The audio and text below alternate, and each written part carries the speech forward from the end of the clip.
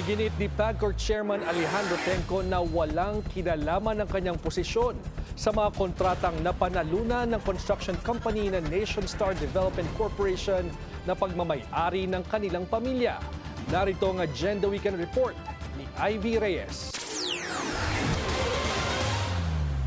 Itinanggi ni PAGCOR o Philippine Amusement and Gaming Corporation Chairman Alejandro Tenco na may conflict of interest sa kanyang pagiging pinuno ng PAGCOR kaugnay ng construction company ng kanilang pamilya na dating nakapangalan din sa kanya.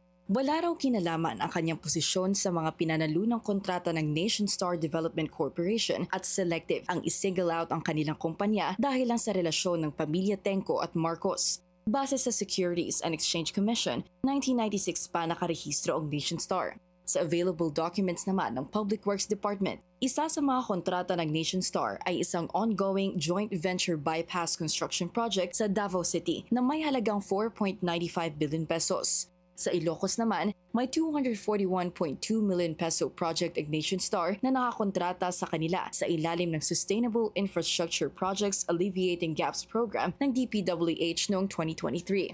Hindi na rin daw bago ang mag-retrofit sila ng mga government-owned buildings gaya ng Malacanang dahil kahit sa mga nakaraang administrasyon, ginagawa na ng Nation Star ito. Nang matanong ang Malacanang tungkol dito, dumaan naman po ito sa tamang proseso. At kung ito po ba ang kumpanya nito ay konektado pa ba si Chairman Al Tenco? Doon na lang po siguro tayo magbase.